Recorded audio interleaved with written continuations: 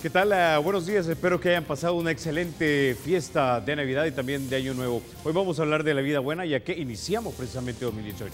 De eso y más hablamos hoy en República.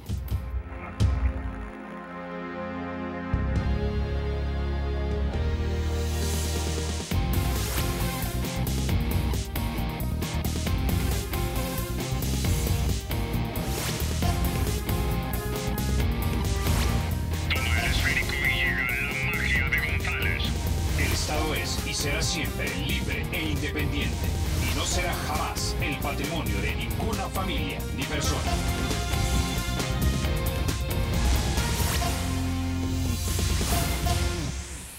Bueno, 2018 desafortunadamente entra con la muerte de por lo menos 4 oficiales de policía. 2 de estos oficiales mueren por su propia mano, presuntamente. Se quitaron la vida. Esto en sí mismo amerita otra República hablando del tema. Pero lo que sí podemos decir es que ilustra el contexto social y psicológico en el que vive nuestro país y que nos hace preguntarnos, ¿llevamos una vida buena? ¿Qué es una vida buena? ¿Tiene que ver esto en parte con lo que a lo largo de siglos se ha conocido como civismo? Bueno, la doctora Victoria Camps de la Universidad Autónoma de Barcelona, en el sentido del civismo, afirma que es necesario que las personas se respeten unas a otras y que hay que respetar las cosas comunes para que todos las puedan disfrutar cuando las necesiten. El civismo es, por encima de todo, dice ella, la cultura de la convivencia pacífica y solidaria, del compromiso con la ciudad y con sus habitantes. Queda pendiente, dice, saber cómo habrá que formar el carácter de acuerdo a estos valores. Ahora, el civismo, dice Camps, constituye el conjunto de cualidades que permiten a los ciudadanos vivir en la ciudad. Es decir, vivir en comunidad, respetando unas normas de convivencia pacífica, aceptando las reglas del juego de la democracia y los derechos fundamentales o los valores constitucionales. Cívico es el comportamiento propio característico del ciudadano. El concepto de civismo, como también de virtudes cívicas, ha ido adquiriendo importancia en los últimos años debido a la necesidad creciente de poner de manifiesto el papel que el ciudadano debe desempeñar en las democracias liberales. El liberalismo es, en el sentido más amplio de la palabra, el régimen político del mundo occidental. Camps dice, el liberalismo en el sentido amplio incluye el reconocimiento no solo de derechos civiles, sino también de los derechos sociales, como la educación o la protección de la salud. Entendido en este modo, entonces el liberalismo se caracteriza por el reconocimiento de 2 valores fundamentales, la igualdad y la libertad, que de hecho son, escuche usted, los presupuestos fundamentales de nuestra Constitución. Bueno, pues esta mañana, iniciando 2018, vamos a hablar de esto. Civismo, civilidad, valores, vida buena. Vamos a aterrizar esto, que se oye un poco elevado, pero que no lo es. Y para eso, precisamente esta mañana, nos acompañan en República el padre Luis Ayala. Él es historiador y sacerdote católico. También nos acompaña el pastor Juan Carlos Asbun. Caballeros, bienvenidos a República. Gracias por la invitación y bueno, pues un saludo de Año Nuevo para todos los televidentes que esta mañana nos acompañan. Ok, quisiera empezar entonces comentando con ustedes un poco acerca de estos hechos que son, digamos, de coyuntura y que de alguna manera nos van a llevar a discutir el gran tema, ¿no? Que son de repente estos 4 oficiales que desafortunadamente han perdido la vida, 2 de ellos por su propia mano aparentemente. Pastor.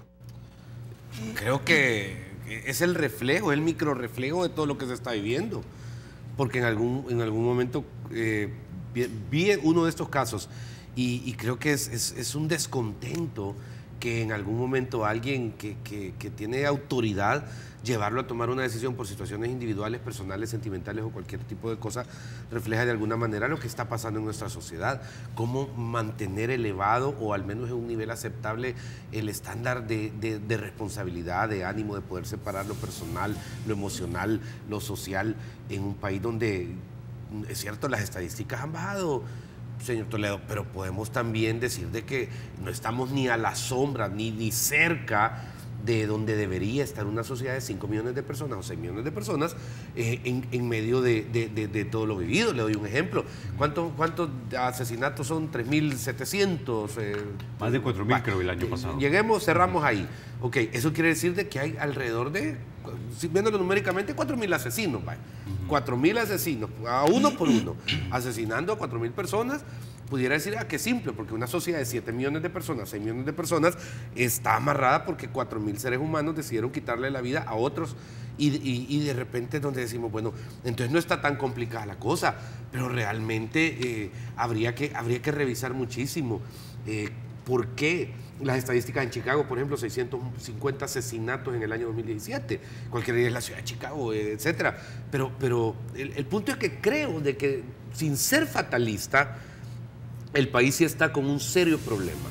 Un problema que no tiene que ver con las estadísticas, un problema que tiene que ver que el vaso se está rebalsando, sino que ya se rebalsó desde hace ratos. Y lo que usted mencionaba, igualdad y libertad, me parece súper interesante porque son dos elementos que creo que en algún momento no sentimos en una sociedad donde, o no lo vivimos, perdón, en una sociedad donde aquí todo el mundo se siente dueño de la verdad. Entonces de repente, pero aquí hay un fundamento, porque estos dos son pilares de algo más.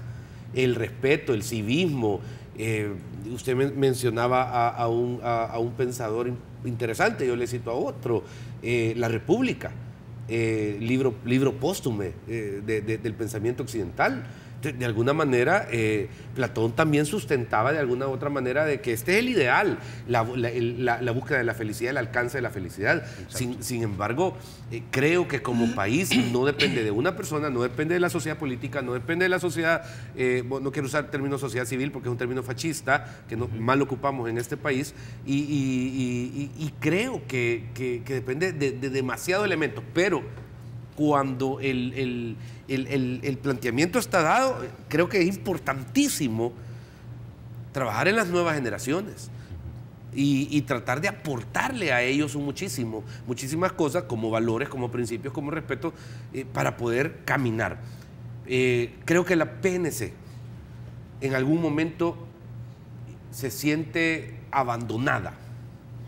Creo que en algún momento siente que está peleando en una línea, y con esto voy a la parte de su pregunta, donde no se siente apoyada plenamente. Y no le hablo de la autoridad de la PNC, le hablo de la gente, le hablo de la persona que amaneció esta mañana ahí por la Plaza Barrios, o que amaneció allá en Soyapango cuidando algún puesto, el Botoncillal.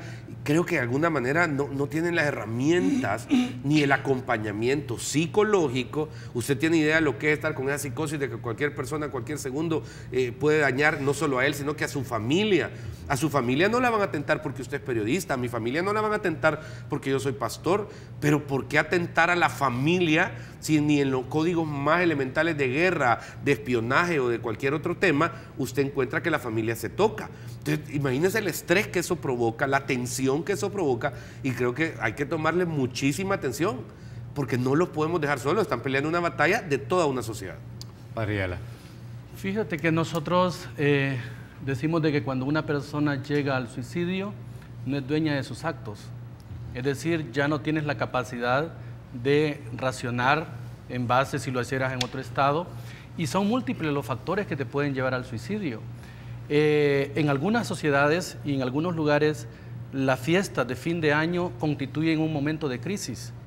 Un momento de crisis a veces en las parejas porque ya no estás con el cónyuge, entonces sentimentalmente te sientes destrozado, te sientes derrotado. Otros momentos de crisis que llegan es a veces la soledad. O sea, tu familia emigró o tú tuviste que irte de tu lugar por trabajo, lo que sea. Entonces son momentos que cuando te encuentras con el yo interior, con lo más profundo, y te haces la pregunta, ¿con quién estoy aquí? Pues, me quedé solo. Entonces llegan momentos depresivos. Y estos momentos depresivos son los que te llevan a veces a tomar estas decisiones que obviamente no son las mejores. Una persona, y por eso decía yo, no es dueña de sus actos, y al no ser dueña de sus actos puede cometer cualquier atrocidad. En Estados Unidos vimos también el caso de este jovencito de 16 años que llega, mata a su padre, mata a su madre, mata a su hermana y a la amiga de su hermana. ¿Cómo te explicas eso? ¿A qué estado? ¿Qué es lo que hay en el pensamiento de esta gente? Pero no nos vamos lejos, nosotros aquí también. Se dice de que se suicidaron. No esperaríamos nosotros que un policía se suicide. O sea, pensamos de que están preparados para poder lidiar con la muerte, pero te das cuenta que en los casos existenciales, cuando la pregunta llega a tu vida y cuando toca fondo, a veces, y como decían aquellos, cuando la vida no tiene sentido, la muerte es un deber. Desde el punto de vista cristiano no lo aceptamos, porque siempre la vida tiene una alternativa, por oscura, por difícil que sea, y en este caso lamentamos efectivamente de que estas personas hayan llegado al borde del suicidio, que se han suicidado, pero claramente lamentamos también las otras muertes.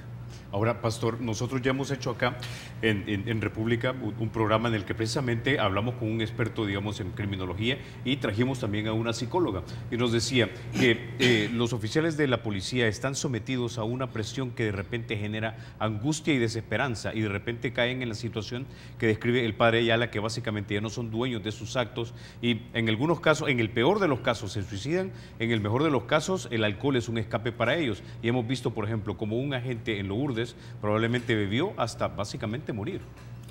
Fíjense que en la vida, y está comprobado, hay 4 o 5 acontecimientos que por bueno o malo que usted sea, no se los quita. La muerte de un ser querido, un divorcio, una enfermedad terminal, una bancarrota, son cualquiera, pero 4 o 5 que en su récord de vida no se los quita. El punto es que me da a mí la impresión de que lo que hemos vivido alguno de esos, sabemos que sentimos que vamos cayendo sin paracaídas. Pero ¿qué hace que el individuo diga, ya no hay esperanza? O sea, ya no quiero vivir y pasar del pensamiento a la acción. Y creo que aquí es donde vuelvo a recalcar el punto. Un agente de la policía probablemente tenga un nivel de estrés mucho más grande. Pero creo que se requiere saber, primero, de que si hay esperanza, porque primero mi fe, la fe independientemente cuál sea la afiliación cristiana. Yo soy cristiano evangélico, el padre es católico, pero independientemente creo que uno tiene ciertas cosas a las cuales se puede aferrar en los momentos más complicados de su vida. Llámese refugio, llámese consuelo, llámese lo que catarsis. Sin embargo, creo que la fe es un elemento importantísimo. ¿Dónde está Dios? No me voy a poner a juzgar la decisión de esta persona, que quede claro.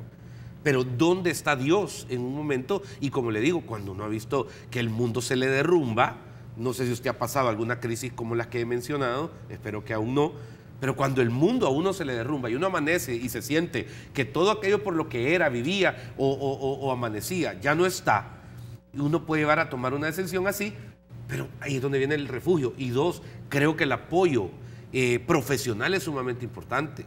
Por eso la PNC no puede pasar por alto estos casos, porque sus agentes, su personal está siendo sometido a un nivel de presión o un nivel de estrés que no existe ningún libro ni ningún manual en ninguna sociedad, ni en el Bronx, ni en ningún lado, por violento que parezca, que enseñe o que les acompañe en estos procesos. Y hay que tomarle atención urgente. Padre. No, definitivamente. Yo creo que, primero, muchos de los agentes vienen de preparación académica, a veces no la más alta, ¿no? Y todo esto de querer o no, cuando tienes que lidiar en situaciones difíciles, extremas, necesitas tener el pensamiento más frío. Y en esta dimensión yo creo que también la policía vive el estrés de su familia. Te matan a tu familia también y estás pendiente de la seguridad de los tuyos, pero tienes que estar dando seguridad a otros, que no es tu familia precisamente. Todos estos elementos se tienen que integrar y obviamente ir al psicólogo no es de locos. O sea, yo no entiendo por qué también en nuestra sociedad el concepto de ir al psicólogo piensan que solo es para los locos y no es cierto. O sea, se va al psiquiatra en casos extremos para que te mediquen o lo que sea, pero una dirección psicológica es válida en todas las instituciones. Dentro de nuestra Iglesia Católica hay también esa dirección psicológica. De hecho, tuvimos 2 casos en Brasil de 2 sacerdotes que se suicidaron también. ¿Y cómo te explicas tú con toda la fe, con todo lo que se predica, con todo lo que se vive y que de repente también decidan quitarse la vida? Entonces, ¿por qué? Porque necesitamos también no solo el campo espiritual, nuestro ser es más complejo, necesitamos también la dimensión psicológica que nos ayuda, que nos dé una salida, que nos dé una orientación, que te desbloquea en momentos determinados. Entonces, cuando nosotros buscamos esta ayuda, son ciencias auxiliares, le llamamos, entonces salimos de esos impases. El problema es cuando no se cuenta con los medios o con los profesionales adecuados. Porque también a veces solo por llenar la plaza, solo por llenar el requisito, puedes nombrar un psicólogo, pero hay tantos psicólogos que a veces también dejan mucho que desear. Y se tiene que especializar y no quedarse con una simple licenciatura en psicología, porque eso es genérico, casi como quedarse con un bachillerato o una profesión médica que solo sacaste el doctorado en la nacional o donde sea y al final no te especializaste. Es necesaria la especialización. Y en el caso de la policía, particularmente más, por todo lo que requiere su oficio, su trabajo, de tal manera que el llamado es acá, para que se les dé esa asistencia, pero no solo esa asistencia, también estas leyes que han aprobado sobre la seguridad de su familia y de ellos mismos, se tiene que poner de manifiesto. Uno de los problemas que tenemos en nuestro país es que somos extremadamente teóricos y poco ejecutivos. Por eso es que a veces nunca rodamos no avanzamos, porque demasiado escribimos, pero poco hacemos. Y aquí la invitación sería acciones concretas, no seguir hablando, no seguir planteando alternativas solo de palabras, solo de ideas, sino hacer algo total y ejecutivamente llevarlo a la práctica. Ok, con esa idea nos quedamos. Cuando regresemos seguimos hablando acerca de estos temas, sus implicaciones de repente para la vida nacional. Vamos a hablar un poco también acerca de la dosis de responsabilidad personal que tienen los ciudadanos en este país, porque buena parte de la gente en este país cree que el gobierno tiene que resolverle todo, cuando eso no necesariamente es así. Vamos a la pausa. Cuando regresemos vamos a seguir hablando de todo esto. Antes de eso, déjeme contarle lo siguiente. El Banco Promérica de El Salvador cuenta con 44 puntos de atención en todo el territorio nacional. Tiene más de 100 cajeros, tiene 7 kioscos y 69 corresponsales financieros. Si usted quiere más información, llame al centro de contacto al 2513-5000 o sígalos en el Facebook como el Banco Promérica de El Salvador. Ya volvemos.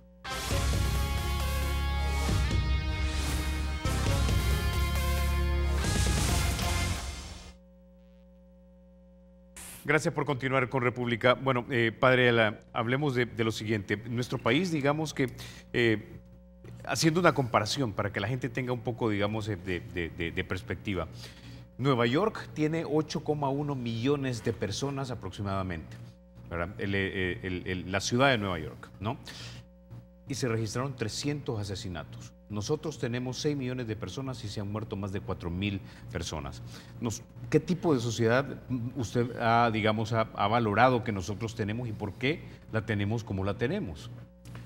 Miren, yo creo que hemos caído no en un relativismo moral, en un relativismo de vida.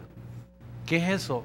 Que el valor a la vida se ha degradado de tal manera que para nosotros, primero, ver muertos no nos escandaliza. Esto es el día a día acá. Aquí tal vez la novedad es cómo lo mataron, pero incluso en los casos de más barbarie ya no nos sorprende. Esto es un problema metido en el corazón de los salvadoreños.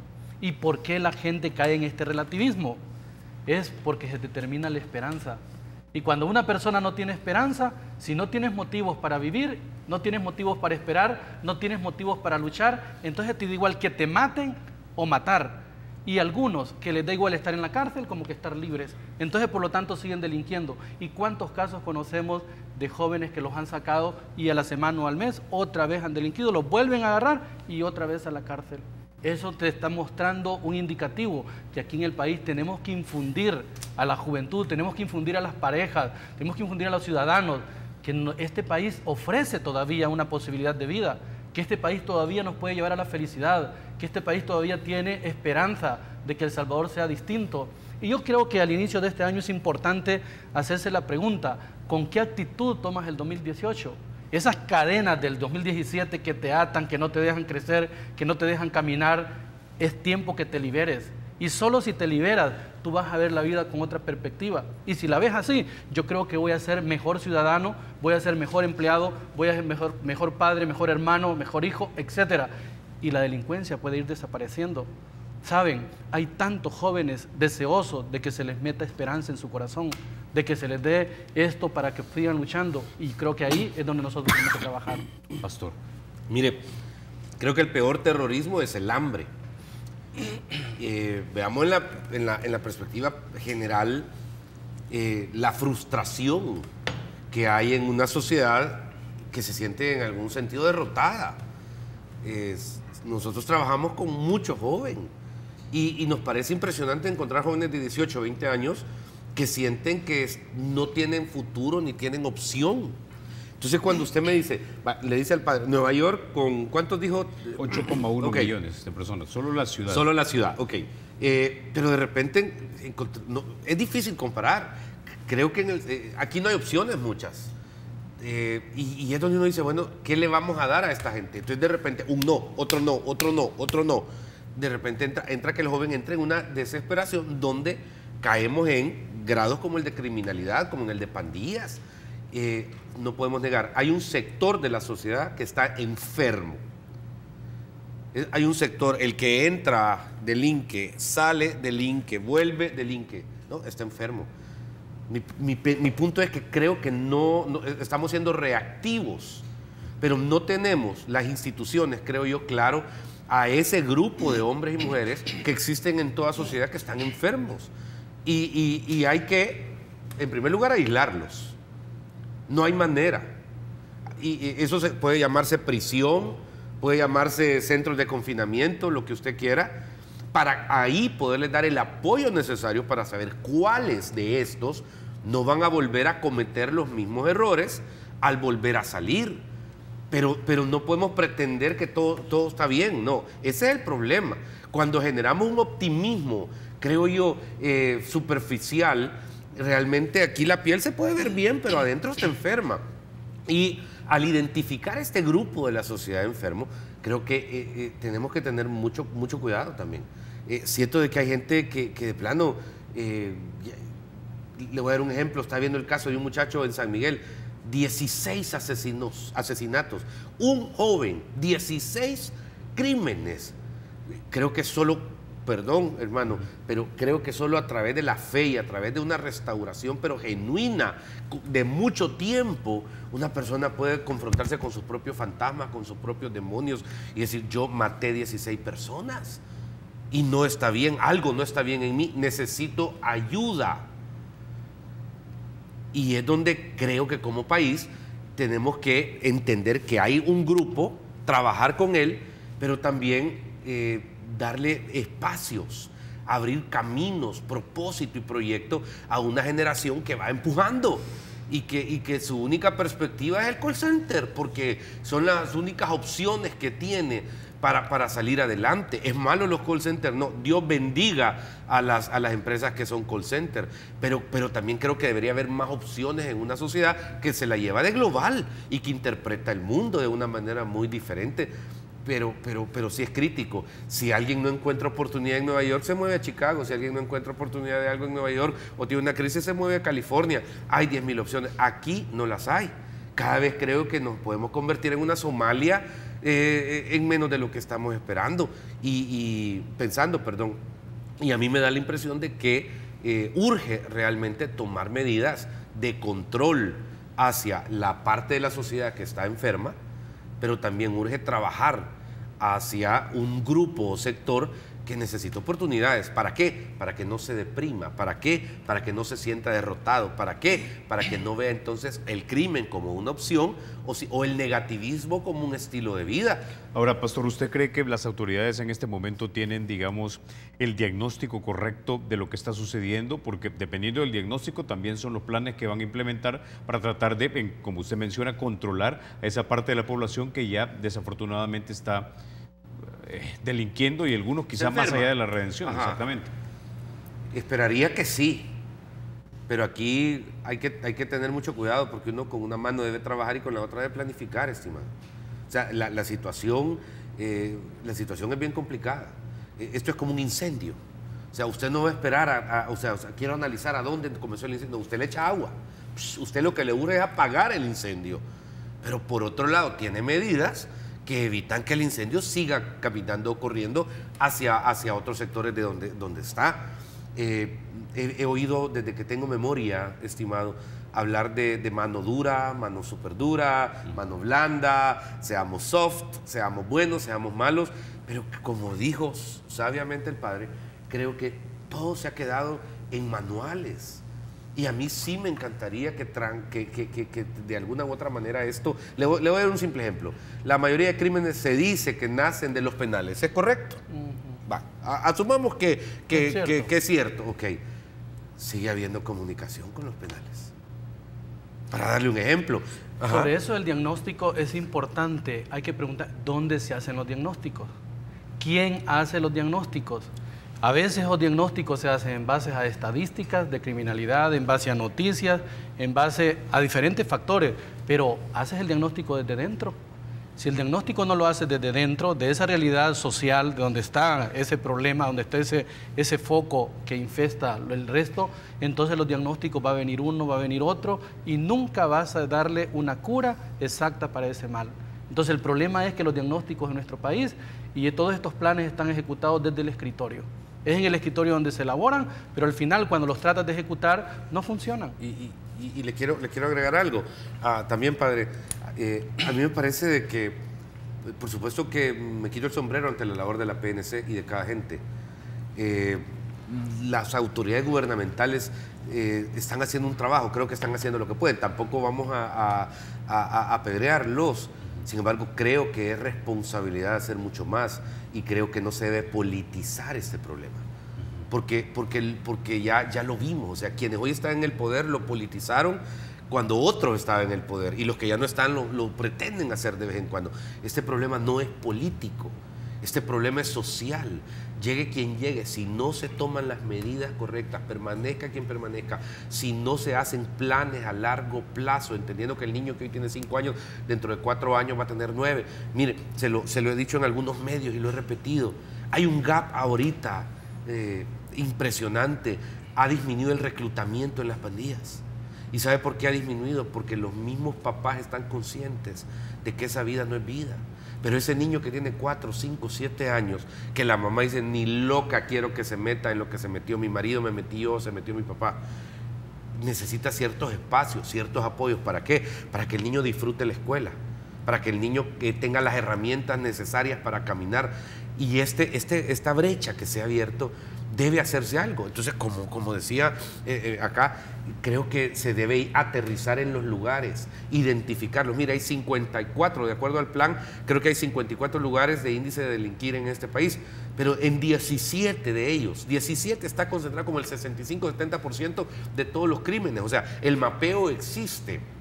Ahí están las personas, ahí están los que sufren la violencia y todo. Pero ahí es donde creo que se debe invertir y no solo llegarse a tomar la foto y perdón que sea tan así como que miren lo bonito que yo estoy haciendo por los niños de esta comunidad. Me tomo la foto, me subo en mi camioneta y me voy. No, creo que deben identificarse personas en la comunidad que sean agentes de cambio y a ellos hay que fondearlos, a ellos hay que apoyarlos, a ellos hay que darles todas las herramientas para que ellos puedan transformar de una u otra manera el fenómeno que se está viviendo, que si no se aprovecha esta brecha, va a reventar otra vez. Ok. Padre, quiero ir a una pausa. Cuando regresemos complementamos la idea, pero quiero hacerles una pregunta que tiene que ver, ya que hablamos acerca de esos lugares donde supuestamente se tiene mapeado que hay delincuencia. Si en su experiencia, en su ministerio, ustedes creen que realmente en este país se puede transitar libremente a cualquier parte del territorio sin tener ningún problema. Con esa idea los dejo. Cuando regresemos hablamos de eso y complementa usted su idea, padre. Ya volvemos.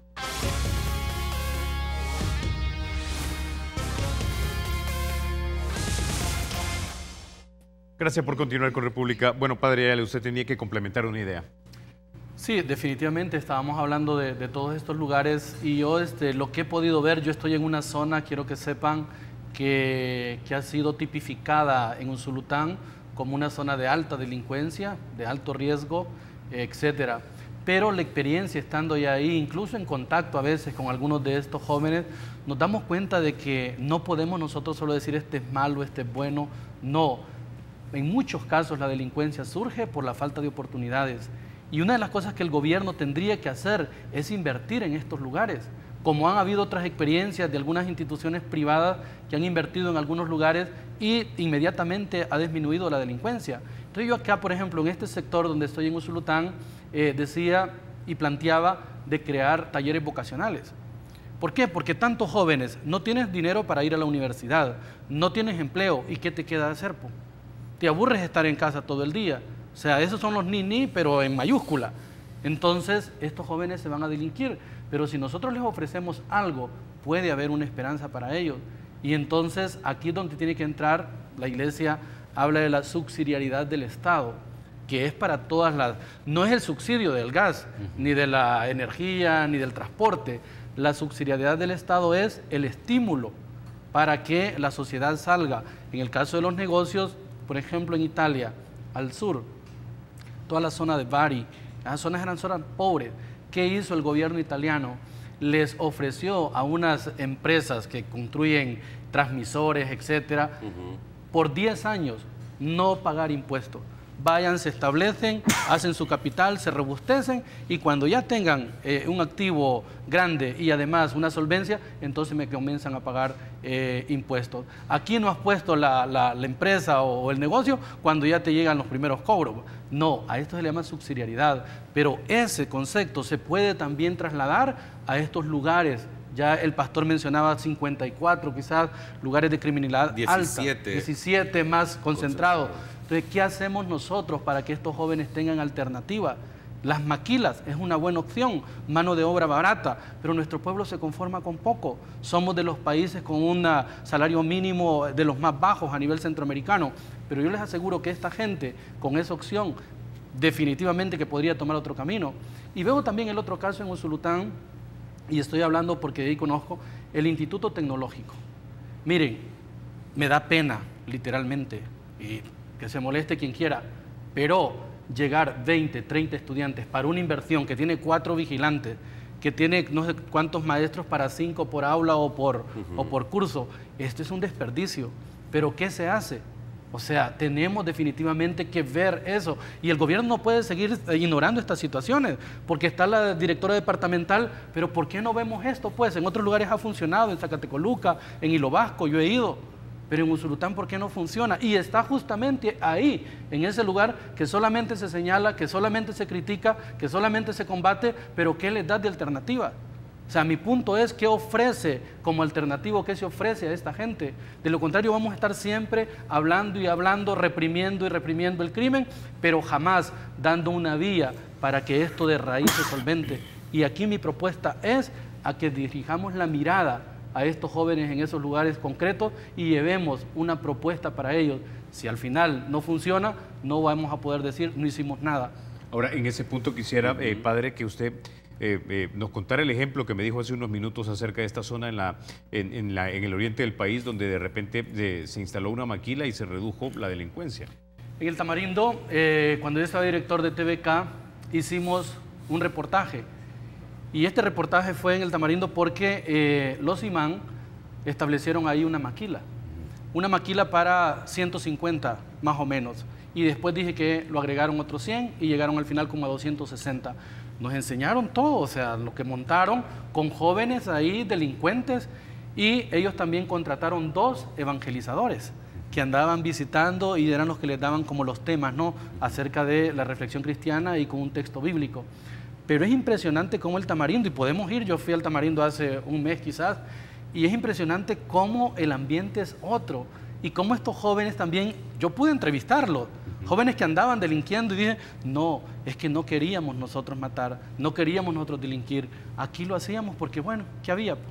O sea, para vivir tenías que extorsionar de alguna manera o tenías que robar, pero si tú puedes ganarte el pan y llevárselo honradamente a tu familia, porque estos jóvenes también otro problema es que si tú no tienes empleo, también se te pierde la esperanza de formar una familia. ¿Cuántos jóvenes no se casan? No es porque no quieran hacer una familia, es porque no tienen que ofrecerle a una esposa, es porque no tienen que ofrecerle a unos hijos. Y aquí cuando llegaron y establecieron esta maquila y se les dio un trabajo, un empleo, estos jóvenes llegaron y desaparecieron los crímenes, desapareció la delincuencia. Entonces, ¿por qué? Porque ya tenían una fuente de vida. De eso se trata, es que es más sencillo. El problema aquí es que lo complicamos. ¿Y por qué lo complicamos? Porque lo enredamos con una cosa, lo enredamos con otra. No, hombre, hay que ir a ver el causal y combatamos las causas. Pero si nos quedamos siempre en este enredo y de parte le metemos el ingrediente político que hace un estallido, al final nadie gana, sino todos perdemos. Ok, pastor, antes de que hablemos del tema de la reinserción, la semana pasada causó como mucho alboroto, digamos, en parte de la opinión pública, las afirmaciones de un funcionario del FMLN que decía que básicamente en este país uno puede circular libremente en cualquier parte del territorio nacional. En el ejercicio de su ministerio, ¿usted considera que esto es así?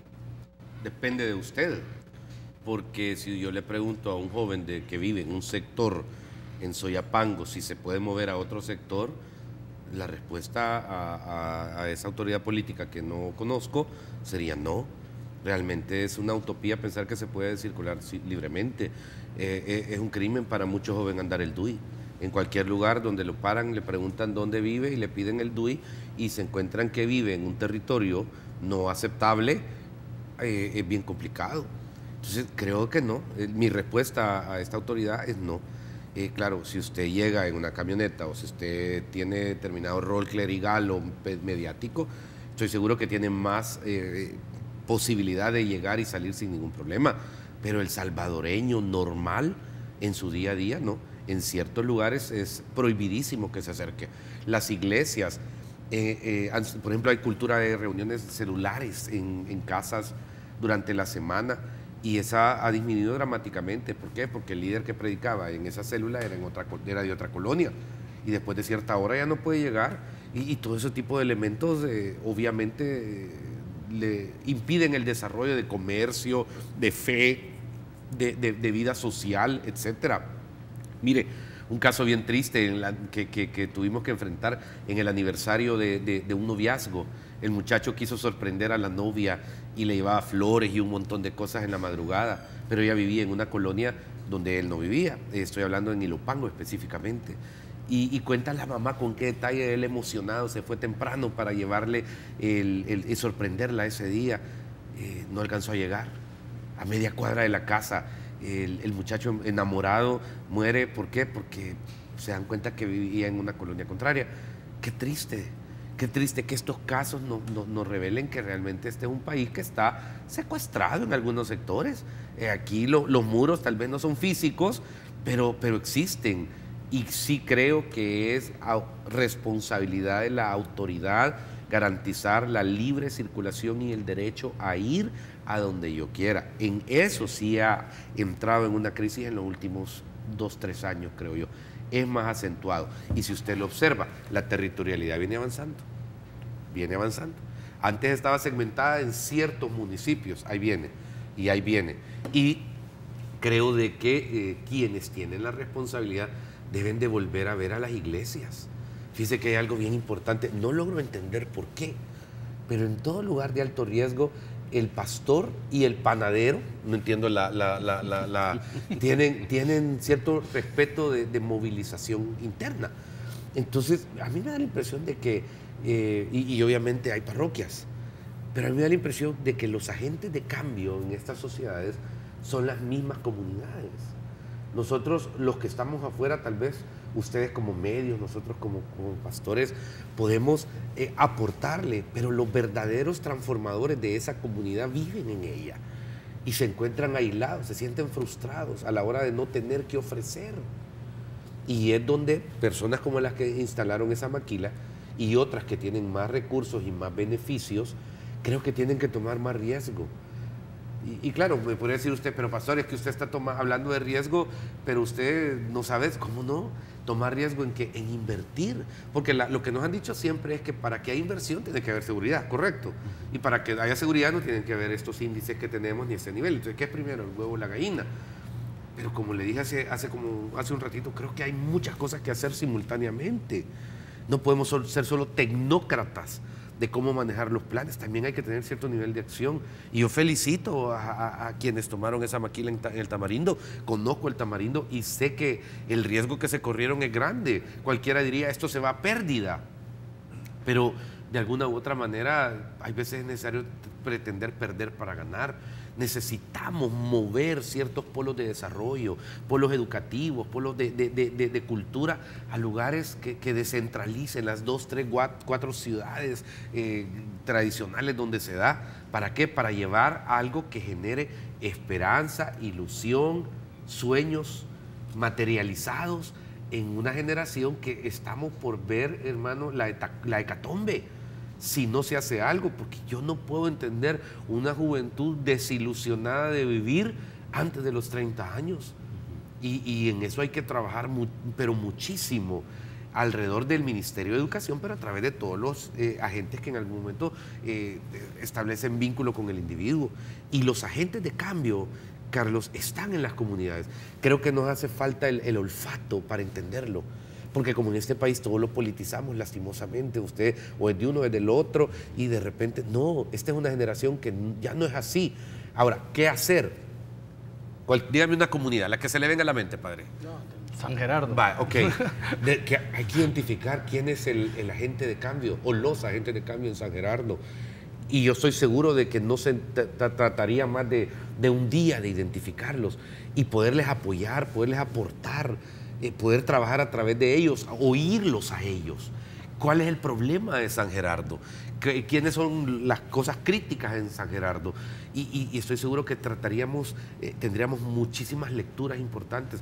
Hemos menospreciado la cultura de la calle, hemos menospreciado al anciano, hemos menospreciado a aquel que está en el día a día en el lugar y nos hemos ido por otro lado. Y estoy seguro que en este país, si logramos identificar a estas personas, tendríamos respuestas maravillosas, hermano. Y sobre todo devolverle la sonrisa y la oportunidad a un montón de gente que siente que ya la perdió. Agregar algo a esto. A ver, padre. Las municipalidades. Siento que en el país los alcaldes juegan roles de tercero o de cuarto grado.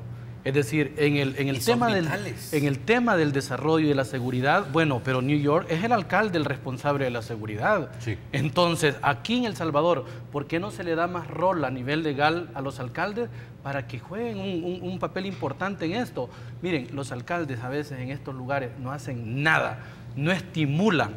Yo siento pena, literal, pena ajena, cuando me doy cuenta de la falta de liderazgo en departamentos grandes, la falta de liderazgo, unos alcaldes que, hombre, yo pienso que debería de haber una ley que permite elecciones a medio plazo. Es decir, si este alcalde no funcionó, fuera y que venga otro y poner un mínimo de requisitos para que una persona sea candidato a alcalde. Pero los alcaldes tienen que jugar un rol más importante, ver todo eso, si hasta las mismas calles, un deterioro, o sea, las casas, todo, etcétera. Pero ¿qué hacen las municipalidades para ello? Tiene que dárseles más rol. ¿Quiénes conocen más el municipio? Entre comillas, tiene que ser el alcalde. Tiene que saber cuál es la comunidad más conflictiva, tiene que saber dónde está aquel grupo de jóvenes de que anda delinquiendo. Entonces, los alcaldes aquí en el país, no solo en San Salvador, sino en otros lados, no solo con sistemas de cámaras y todo lo demás, eso es básico, no, pero tienen que llevar y tienen que involucrarse más en las comunidades, en estos focos, en estos lugares, y desde ahí las alcaldías jugarían un rol fabuloso, pero no se está haciendo. Y todo se lo dejamos al gobierno central. En lo que llegan estos hasta allá, ya se ha ido el delincuente. En lo que llega la policía, no. Formar como hacen, bueno, vale el ejemplo de Cuba. O sea, yo recuerdo cuando fui por investigaciones a Cuba y en una cuadra, no, si me entrevistaron 3. Yo me quedé ahí, de repente me aparece, mire, ¿usted qué tal? Aquí, sí, turista. Entonces, ¿y de dónde es? De El Salvador. Va, bienvenido. Otro, entre 3, me tenían. O sea, yo sabía, ¿y para dónde te hacen? Control. ¿Y para dónde te hacen? ¿Por qué el FMLN no ha implementado eso acá? Si en Cuba funcionó para la seguridad, ¿por qué no lo han implementado acá? ¿Y por qué no buscar también esta forma? El pastor dijo algo importante, y San Agustín, yo lo aplico con una frase de San Agustín. Él decía, las comunidades tienen que ser protagonistas también de su seguridad y de su desarrollo. San Agustín dice, refiriéndose al ser humano, quien te creó sin ti, no te salvará sin ti. Es decir, esas comunidades tienen que jugar un rol y ya basta de miedo, ya basta de silencio y de complicidad. Si la comunidad se involucra, definitivamente, en algunos lugares se han organizado y entre ellos dan seguridad y no con el fin de dañar a otro. No, pero que sean protagonistas también y hay que darles la oportunidad de que ellos mismos, así como tienen el problema, también ayuden a salir del problema. No esperemos que todo nos caiga del cielo o que todo nos venga de otro lado. No, ellos tienen que ser agentes de cambio. Y si nosotros logramos inyectar y hacerles ver de que ellos son los protagonistas en primera línea, esta gente va a asumir la responsabilidad que le compete. Porque el problema ha nacido ahí y ellos mismos son responsables también de ese problema. Por lo que yo sí pienso de que tendríamos que darle más protagonismo a los alcaldes y ver cómo involucramos a las comunidades para que de ahí comience a resurgir el remedio para la situación que se vive social. Pastor, tiene. Sí, creo que, mire, hay varios casos de alcaldías. Obviamente en Estados Unidos es la autoridad municipal la que maneja el departamento de bomberos, el departamento de policía, etcétera. Aquí, como todo está centralizado, hace algún tiempo tenían más autoridad los gobernadores. No sé si usted es una figura extraña que nadie termina de identificar, pero tienen mucho poder. Sin embargo, se ha vuelto un poder de firmar papeles solamente. El gobernador tenía mucha injerencia en el manejo territorial.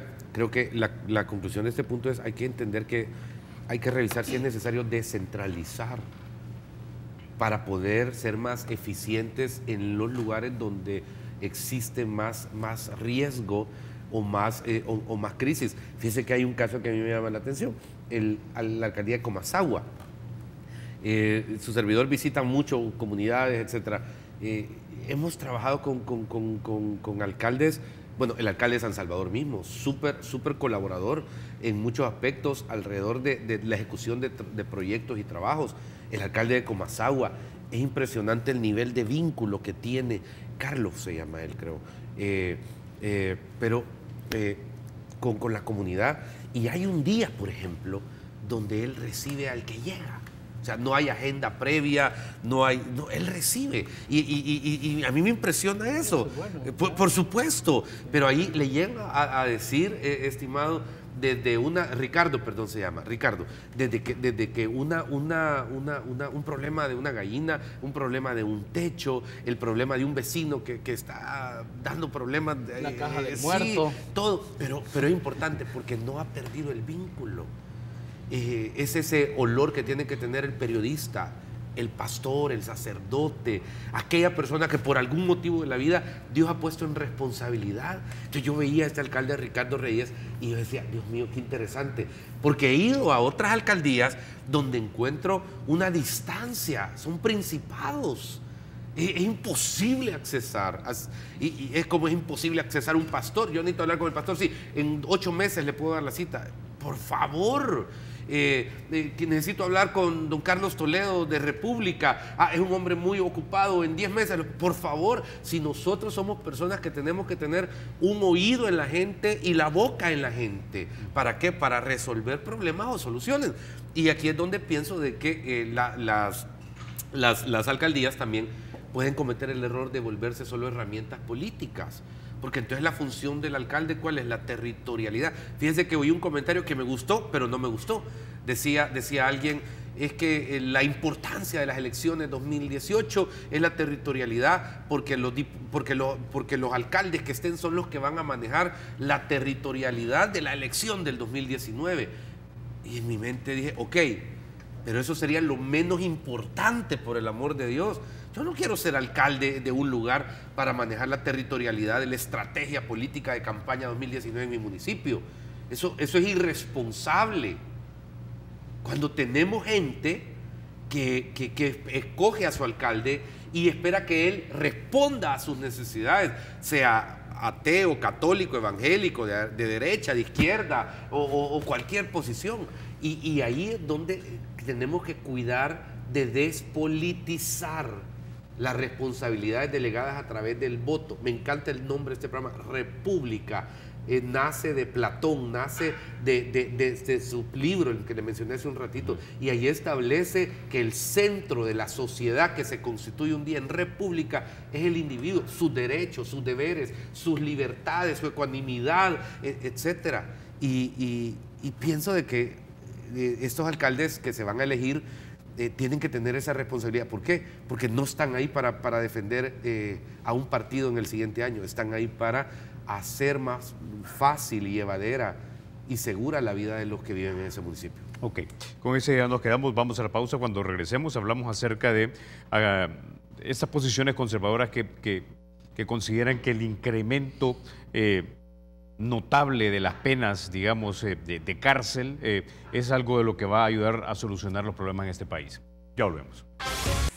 Gracias por continuar con República. Bueno, padre, hablemos de esto porque es algo que es muy interesante y quizás es producto un poco del autoritarismo cultural en el que se nos crió, ¿no? No solo nosotros, sino también nuestros padres, nuestros abuelos, que piensan que el crimen se puede eliminar o reducir con penas más fuertes. Tenemos al diputado presidente de la Asamblea Legislativa, que es uno de los propulsores de la idea, por ejemplo, de la pena de muerte. Hay otras personas que me dicen, mira, si te arrestan manejando borracho, deberían meterte una multa de $10,000. Y yo le digo, bueno, pero ¿qué tal si esa multa es impagable? Entonces también como que no sé si eso realmente sería efectivo. Miren, el que delinque no piensa en la pena del delito que va a cometer. Y hasta podrían poner la pena de extraditarte de la tierra y sacarte de la atmósfera y tirarte al espacio y que te vayas y nunca más que nadie sepa de ti. Eso no va a disminuir la delincuencia. O sea, el problema está en que si una persona tiene conciencia mal formada, fíjense el concepto, cuando una persona tiene una conciencia mal formada, no sabe perfectamente distinguir entre lo bueno y lo malo, entre lo que le conviene y no le conviene. Y muchas de estas personas que delinquen tienen problemas con una conciencia mal formada. Y al tenerla mal formada, les da igual que sean 20 años de cárcel, que sean 30 o que sea la pena de muerte en los casos extremos, que obviamente aquí en el país no tenemos eso. Por lo tanto, no es el endurecimiento de leyes que va a hacer que disminuya la delincuencia. Y lo comprobamos en el día a día. O sea, muchos de estos jóvenes siguen delinquiendo y ¿por qué no les importa que a los menores de edad ya también les van a dar pena? Pero igual lo siguen haciendo, siguen participando en la delincuencia, en la criminalidad. Por lo que la alternativa no está, queridos amigos y amigas, en que nosotros endurezcamos penas. Bueno, en la Asamblea ha hecho un montón de leyes. También las medidas extras que han aprobado, ¿no? ¿Qué resultado al final han dado? ¿Por qué es que ha disminuido la delincuencia?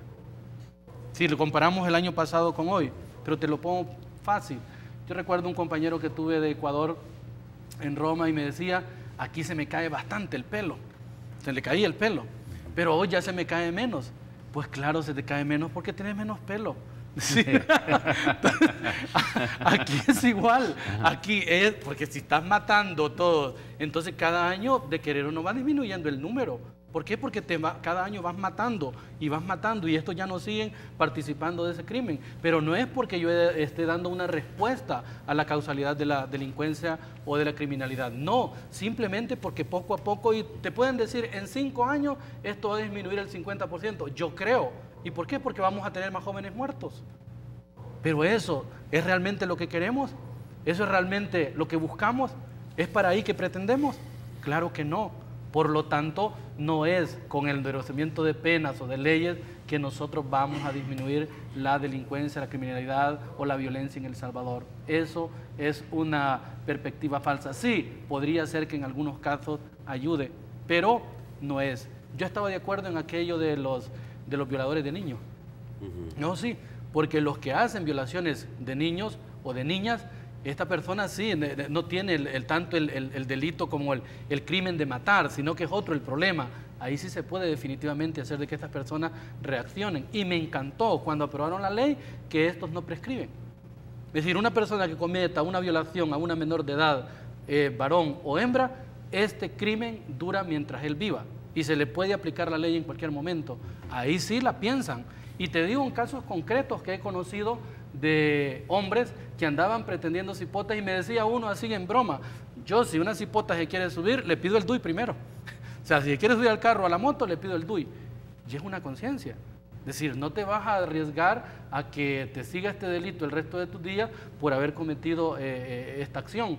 Por lo tanto, ahí es diferente. No así aplica en aquellos que andan en otro tipo de acciones o de delincuencia, ¿no? Pastor. Creo que siempre es necesario revisar las leyes. No podemos... tenemos que entender que este país tiene un problema muy particular. Y el sistema de justicia, creo que... primero vamos a nivel de fiscalía. Creo que sí se necesita mayor recursos a la fiscalía para que pueda identificar cada caso y tener el personal correcto, fresco, abundante, capacidad de recursos para poder darle el seguimiento. Ahora, desde ahí comencemos. De ahí los casos de justicia. Mire, los penales están rebalsando de gente. Entonces, podemos decir, ok, hay que endurecerla, todo el mundo para adentro. Pero ¿a dónde usted? Si lugares de 20 gentes tienen 80 y el hacinamiento es horrible. Entonces, sí me parece importante que en un país donde hay tanta criminalidad, fortalecer también no solo el sistema de la fiscalía, sino que también el sistema de penales. Y en medio de los dos están los jueces. ¿Cuáles son las leyes que estamos dando? ¿Cuáles son los dictámenes que estamos dando hacia este crimen común, hacia el asesinato, etcétera? Sí hace falta una revisión. En algunos casos yo creo que hay que apretar un poquito más. Eso va a cambiar la perspectiva, ayudaría un poquito, pero el problema es más de fondo. Como le dije hace un rato, ya vimos la mano dura, la mano súper dura. ¿Ayudó? No. Y fíjense que si nos volvemos 15, 20 años atrás, este problema con un buen trabajo después de los acuerdos de paz no sería el problema que tenemos, pero fue un papel entre otros y lo dejamos pasar y ahora una sociedad entera está pagando las consecuencias de esta situación. Entonces, pena de muerte, no, yo me opongo absolutamente a cualquier tipo de pena que golpee más a una sociedad que la palabra muerte. Entre la M y la E de la palabra muerte, Dios mío, han vivido 3 generaciones, ya basta.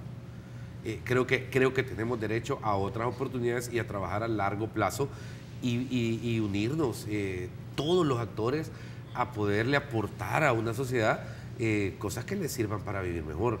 Las leyes sí tienen que revisarse porque es una responsabilidad del sistema. Este año se eligen nuevos magistrados de la Corte Suprema, por ejemplo, o el otro, no estoy seguro si es este o el otro. Este año. Ok, entonces sí debe haber una renovación, debe haber un trabajo permanente. Voy a un simple hecho, donde comienza el derecho del individuo o el derecho de la justicia de retenerlo, en las Bartolinas. Es increíble cómo vive las Bartolinas vive de una manera tan complicada. El mismo agente de la PNC no tiene el menor recurso para poder desarrollar su trabajo. Observe dónde comen los agentes. Es increíble que no se piense en ellos como seres humanos. Y si usted se encamina un poquito, pues es peor. Creo que los líderes, los predicadores evangélicos tenemos menos acceso cada vez más, por ejemplo, a los penales.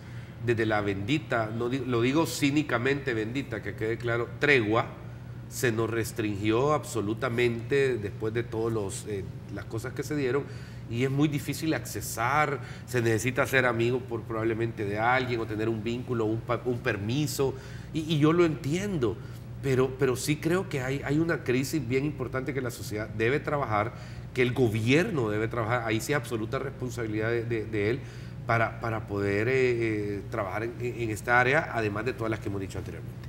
Ok, quiero pasar ahora a otro tema, ya que hemos estado hablando acerca de delincuencia, pero hablemos, digamos, de aquella parte de la población que no delinque, pero digamos que no se está comportando como un ciudadano que vive la vida buena, según Platón o Aristóteles debería comportarse. Las palabras que usted dijo de San Agustín me recordaron otras, padre, las que dijo, no te creo sin ti, no te va a salvar sin ti, es decir, tienes que tener un rol activo como ciudadano. Me recordó las palabras de un discurso que dio también el presidente John F. Kennedy en los 60s en una universidad, en el que le preguntaba a la gente, básicamente, no preguntes lo que tu país puede hacer por ti, pregunta lo que tú puedes hacer por tu país. Es decir, nosotros en El Salvador nos quejamos de los políticos, y está bien, tienen buena dosis de responsabilidad por lo cual nos quejemos de ellos, pero solo hace falta ver cómo nos conducimos en hora pico en el tráfico en este país como para ver que también hay una buena dosis de responsabilidad en hacer este país invivible, ¿o no? Es que definitivamente nosotros aquí en El Salvador somos buenos jueces, buenos árbitros, y estamos en la tribuna viendo, ¿no? O sea, todo solo para señalar e indicar, dándole responsabilidad, este es el culpable, este otro es el culpable, y todo señalando lo que dijo Kennedy. Es decir, pero a veces uno piensa que porque no ha delinquido no es parte del problema, pero también nuestras actitudes son parte del problema. En este país el problema de la delincuencia es histórico, desde la independencia misma. Hemos traído, miren, El Salvador no han pasado 40 años cuando ya estamos en otra guerra. O sea, ha habido un continuo. Parecería que nuestra sociedad trae en el ADN la violencia, y nuestras tribus aborígenes eran tribus violentas también. Por ejemplo, en el oriente, los lencas eran pueblos, aquí sacaban el corazón a los... O sea, traemos toda una génesis de violencia. Entonces, el problema es que nosotros solo vemos la violencia como algo de los otros, pero no la veo desde mí. Y cuando las personas privan de los derechos, de oportunidades, esa es una forma de violencia. Cuando tú explotas al trabajador, esa es una forma de violencia. Cuando tú maltratas a tu empleado, esa es una forma de violencia. Cuando irrespetas los contratos, esa es una forma de violencia. Entonces ahí yo estoy creando resentimientos. ¿Y cuántos de estos jóvenes son resentidos también?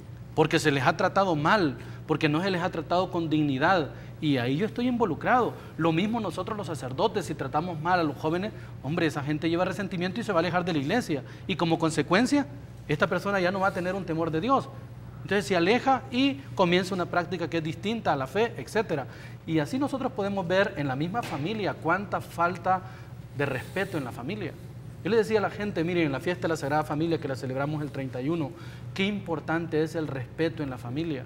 Porque la familia es el primer vivero, pero si el niño nace al interior de una familia que es violenta, de una familia que lo maltrata, de una familia que lo agrede, de una familia que lo oprime psicológicamente, que lo asfixia, ¿qué es lo que va a resultar, pues? Entonces también los papás son responsables de esto. Y por lo tanto, no solamente vemos el problema desde fuera, el problema viene desde dentro. Y la pregunta es, ¿qué puedo hacer yo para que esto sea diferente? Lo mencionabas, el tráfico, algo que lo podemos ver trivial, o sea, secundario, etcétera. Pero ¿qué manifiesta en ese comportamiento? Es la violencia interior que llevas, la violencia psicológica. Y se te salen expresiones y a todos. Quiero que sepan que no es exclusivo a veces de un grupo de esto. No. Todos a veces insultamos, gritamos. Yo recuerdo hace poco con un motorista de un convoy militar. Entonces, viene un carro, ¿no? Se parquea adelante. Yo tenía que pasar porque él se estacionó y puso las intermitentes y hago la maniobra. Venía el otro, no me quiso dar espacio. Me encuentro y le digo, mira, pero si ya están otros detrás de mí, yo tengo que pasarme adelante de este que está no, que no sabes manejar y que no sé qué. Y le digo, mira, y vos que compraste la licencia porque pensás que andabas uniforme. Es decir, agarramos ahí. Yo mismo, o sea, yo, me da culpa. Es decir, pero si nosotros somos capaces de hacer esto, ¿cuántos otros más en el diario vivir? Y solo pongo un ejemplo así, pequeño. Pero nosotros tenemos una sociedad que está contaminada en las instituciones, está contaminada en las instituciones de gobierno, en las privadas, en la familia, etcétera, de violencia. Tenemos que darle vuelta a esta página y todos tenemos que poner de nuestra parte. Hay tres valores, pastor, que a mí creo que son fundamentales en cultivar el civismo, la civilidad, para que hagamos de El Salvador un país más vivible. Responsabilidad, solidaridad y tolerancia, que yo siento que es algo que nos hace falta muchísimo. Por ejemplo, una vez más, yo tomo el ejemplo del tráfico porque para mí es el epítome de lo que somos como salvadoreños. Es decir, poner la vía para cambiarte de carril y es como que le dijiste al de atrás, acelera y no me dejes pasar. Ahí yo lo que veo es falta de solidaridad, es decir, todos pagamos impuestos por utilizar las vías públicas, todos tenemos que llegar a un lugar, a un momento dado, es decir, todos tenemos que estar en algún lugar, pero todos estamos metidos en el tráfico. Tenemos que ser respetuosos, solidarios, tolerantes, ¿o no? Mire, el problema del tráfico es global. En Nueva York lo insultan a uno igual que en El Salvador. O sea, no es que aquí sea el gran problema. Sin embargo, creo que es el rebalse. Y como usted dice, hay veces uno pone la vía, hay que volverte agresivo, porque si no me van a dejar pasar, la vía no significa que me van a dejar pasar. Entonces tengo que volverme yo agresivo en mi conducta para obtener mi derecho de poder cambiarme de carril.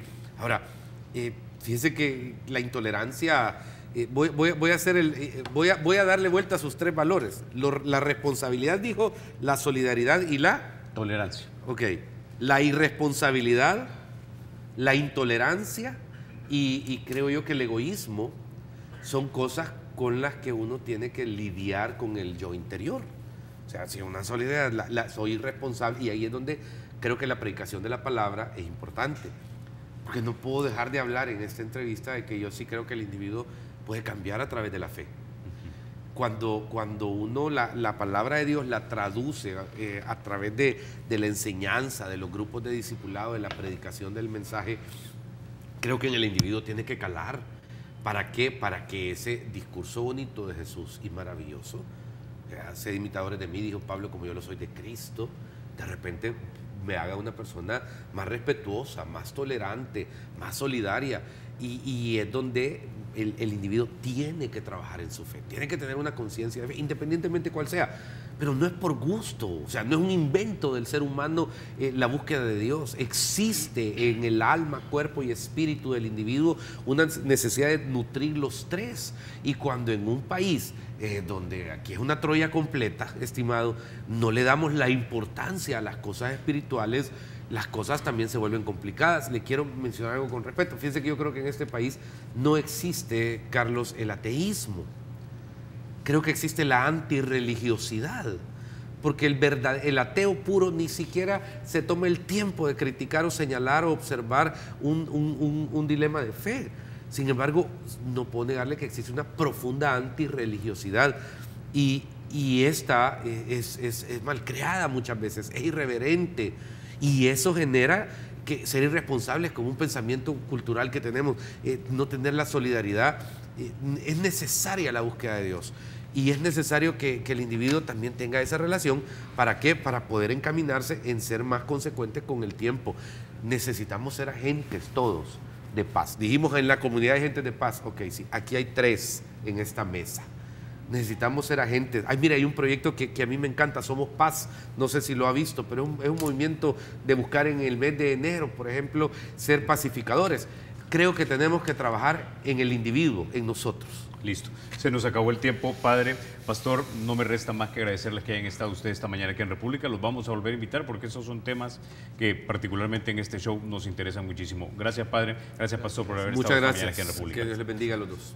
Ustedes, amigos, se quedan con la franja matutina de nuestro canal 33. Se quedan con QL. Soy Carlos Toledo. Gracias por vernos.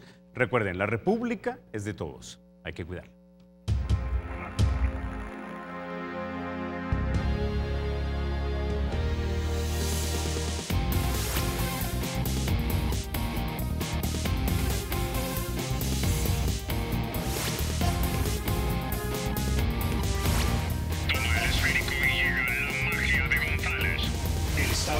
Será siempre libre e independiente y no será jamás el patrimonio de ninguna familia ni persona.